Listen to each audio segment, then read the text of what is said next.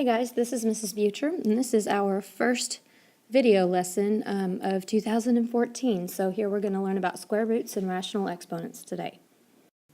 And let's just start with basic square roots. This is a square. Now let's say that the square has sides that are 3 units long apiece. If we were to find the area of this square, we would just add them up and count, and there would be 9 square units. So when we find the area, we do 3 times 3, which is the same thing as saying 3 squared, which is 9. So if we were to work the opposite way, we would say that the square root of 9 is 3. Now all roots can be written in this form. We have our radical symbol that you're used to seeing, and you have a little number here. Whenever it's a square root, there's a 2 that's understood to be there that we don't actually write. But if we wanted a cube root or a 4th root or a 27th root, we would put that little number right there. And that number is called the index. And then the number that we're taking the square root of goes underneath here. So that number is called the radicand.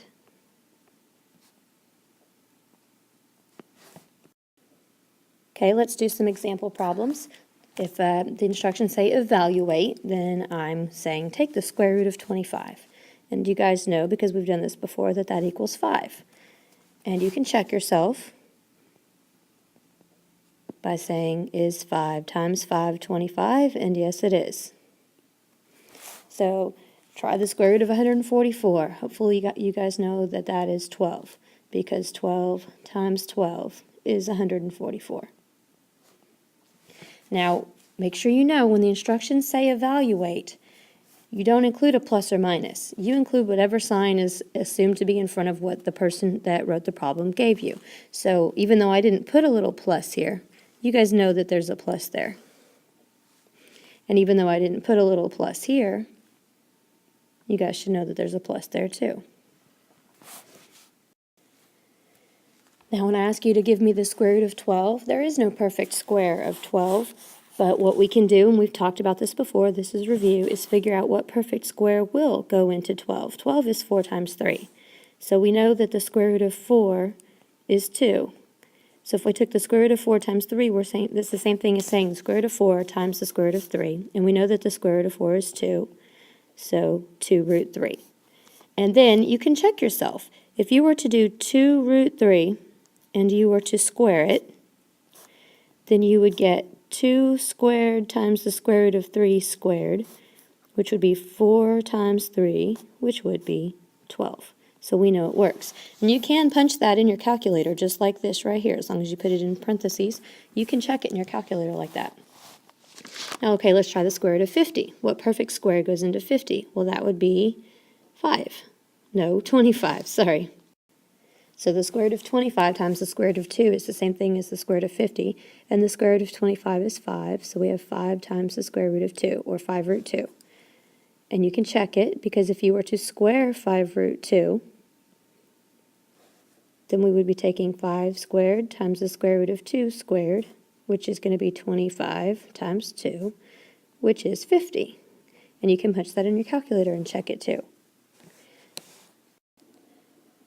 All right, new topic, and this is something new. Roots can be written as rational exponents. Rational, like as in fraction.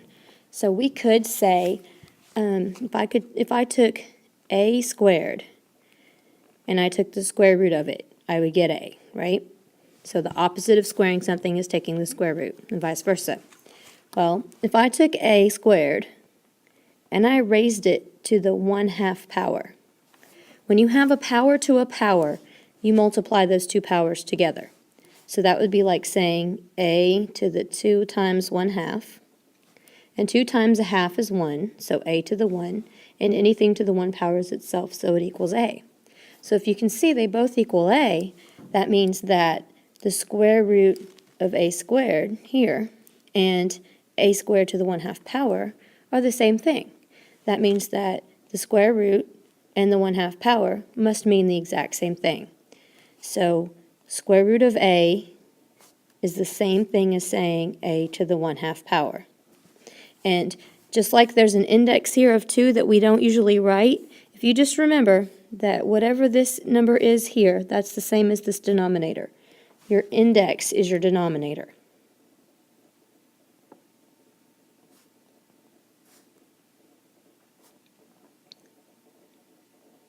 So you just take the bottom number there and take that root. It means the same thing. And this works for anything. So we could say a to the m over n. It doesn't have to be 1 over n. A to the m over n would be the same thing as saying the nth root, because the denominator is your index of a. And then that little m there, that stays your power. And that power can go on the outside or it can go on the inside. It doesn't matter. It's going to give you the exact same thing either way you do it. So you do it whichever way you prefer. Alright, so here are some examples you can do. If I gave you the instructions of rewrite in radical notation, remember radical is that little symbol right there. So I want to take 10 to the 1/2 power, and I want to take that little 2 and make it be my index, which you don't have to write the 2 when you're doing square root, but you can. Square root of 10, and that's to the 1 power. And you don't have to write to the 1 power either, so you can just say square root of 10. Either of these is the exact same thing. All right, look at the next one, 5 to the 2/3 power. The denominator is our index, so we're taking the cubed root of 5 and then squared.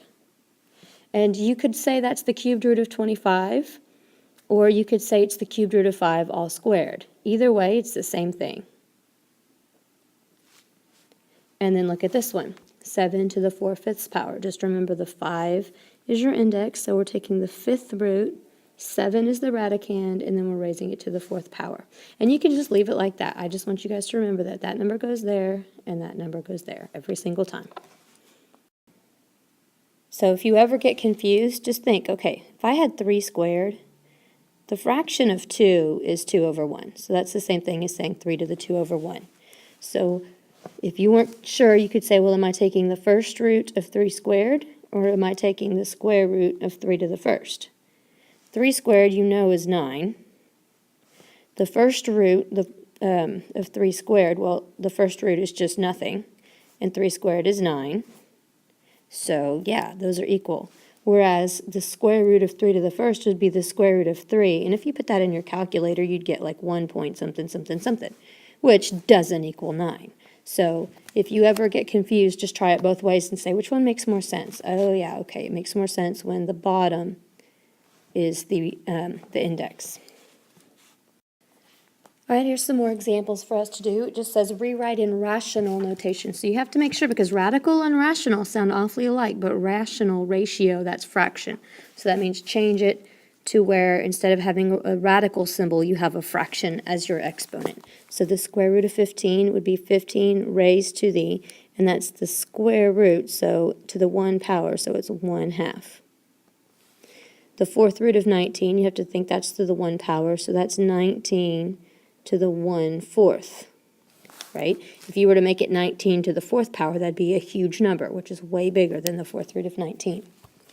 The 7th root of 11 to the 3rd power would be 11 to the 3/7.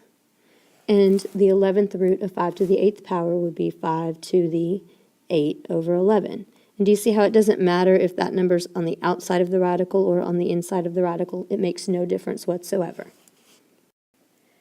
And by the way, when you're given any of these with a rational exponent or a radical, you're not solving. And so if you're not solving, don't include plus or minus. Just remember, plus and minus only when solving. And when you're solving, that means there's an equal sign in the problem. These we're just rewriting them, so we're not changing anything. We're not going to put a plus or minus on it. And our last topic of this video is graphing square roots. So we're going to take the square root parent function, and that's just y equals the square root of x, and we'll make a table of values. All right, let's start with 0. If I were to take the square root of 0, y equals the square root of 0, I would get 0. If I were to take 1 and say y equals the square root of 1, I would get 1. But what if I went the other way? What if I plugged in a -1, or a -2, or a -3, any negative number? Can you take the square root of a negative number and get a real answer? And you guys know, because in our last chapter we talked a lot about imaginaries and you hated them, but no, you can't get a real answer. An imaginary number can't be plotted on the graph. So for anything that's negative, y is going to be not real, like that. All right, moving on. If x was 2, y would be the square root of 2, and if you punch that in your calculator, you're going to get about 1.4. All right, if we were to plug in a 3, y equals the square root of 3, punch that in your calculator, you're going to get about 1.7. If x was 4, the square root of 4 we know is 2. Now let's just move on with x's that we know are nice, pretty, perfect squares. The next perfect square after 4 is 9. Square root of 9 is 3. And then the next one is 16, and the square root of 16 is 4. And we could keep going, but we don't have enough room to graph all those anyway. So let's plot the points that we have. All right, we've got nothing in the negative x's, but we have 0, 0. We have 1, 1. We have 2 and 1.4, about right here. 3 and about 1.7, right there. 4, 2. And then we'll skip up to 9, 3. So 4, 5, 6, 7, 8, 9, 3 here. And then 16, 4 be here. So if we were to connect these dots with a smooth line, we would see that it makes this curve like this. And that curve has a definite starting point right there. And then on this end, it keeps going. We could keep taking square roots of any x, getting bigger and bigger as it went. So this curve, if you look at it, is a parabola that's laying on its side, but it's only half of it. Because we're not graphing plus or minus the square root of x, we're just graphing the positive square root of x. So make sure you know that. This is not plus or minus the square root of x. This is just positive square root of x. So that's why it's only the positive half of it, right here. But it is just like taking a parabola and turning it on its side. Now, whenever we graph our parent function y equals the square root of x, I want you guys to memorize the first four integer coordinates. So I want you to memorize 0, 0, and 1, 1, and 4, 2, and 9, 3, which you guys all know, the square root of 9, 4, 1, and 0. So this point, this point, this point, and this point. If you know those 4 points, you can see the basic form of our graph showing up. These are what we're going to call the home base points, so you need to make sure you memorize those. Okay, now whenever we graph, we always talk about domain and range. So remember, domain is the set of all of your inputs or your x values. And range is the set of your outputs, which then would be your y values. So for our graph that we already did, I'm just going to sketch it in here, 0, 0, 1, 1, 4, 2, and 9, 3. For that graph, that parent function y equals the square root of x, our domain, our x values, start right here at x equals 0. And it does touch it, so we put a hard bracket on that. And then it moves on forever and ever and ever to the right, and forever and ever is implied with an infinity with a soft bracket. And you can also put x is greater than or equal to 0. Either one of these is appropriate, but I need to make sure you understand how to read either of these, because if you were given a multiple choice test, they might put it in either format. You need to make sure you know both of those. All right, now our range is our y values. We always go least to greatest, so your lowest y value is right there. And that is also at 0, and it does touch that 0. And then your highest y value is, well, it looks like it's right here, but it's not leveling it off. It's always moving up, up, up, up, infinitely up, slowly, but infinitely. So it does go to infinity as well. So the domain and range of this would be 0 to infinity for both parts. And finally, so some practice. I want you to graph each of these that I'm going to give you in your graphing calculator. You don't have to make tables and plot the points just yet, but graph each of these in your calculator and then write down the domain and range. Your first one is y equals negative square root of x. Make sure you notice that the negative is on the outside of the radical. So enter that in your calculator and hit graph. Just do zoom 6. It should look like this. So your domain, your lowest x value is still 0, touching it. and your highest x value over here is infinity, so 0 to infinity for your domain. Sorry, forgot to write domain. And your range, this time your range actually doesn't have a bottom because it's always going down. So your range starts at negative infinity. Remember, we always go lowest to greatest. So lowest is negative infinity, but your highest y can possibly be is 0. And so that one, your range changed. All right, next do y equals 2 times the square root of x. Just put it in your calculator just like that. It should look like this. And if you notice, it looks like the original one that we did, only it's a little bit taller. We'll talk about transformations a bit more tomorrow, but remember that that number in front of the function changes its stretch or shrink, so this one is actually twice as tall. But for the domain and range, what we care about right now, our domain, if you look, the x's start right there at 0 and it touches, and it goes on infinitely, so 0 to infinity. Your range, from bottom to top, starts at 0, touching it, and goes infinitely up, so also 0 to infinity. Here we have y equals the square root of x plus 4, and note that the plus 4 is under the radical sign, so put that in your calculator and graph it.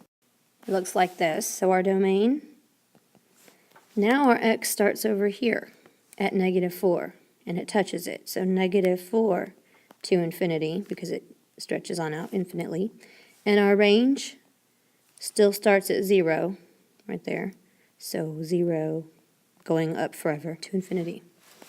And the last one we're going to do, y equals the square root of x plus 4. This time the plus 4 is not inside the radical sign, so try that. And you'll notice this one has been scooted up a little bit. So our domain, now x is starting back again at 0, 0 to infinity. And our range, the lowest y now is right here, and that's at 4. So 4, and then it's going up, so 4 to infinity. And we'll talk more about transformations tomorrow. I just wanted to get you guys in practice of doing domain and range.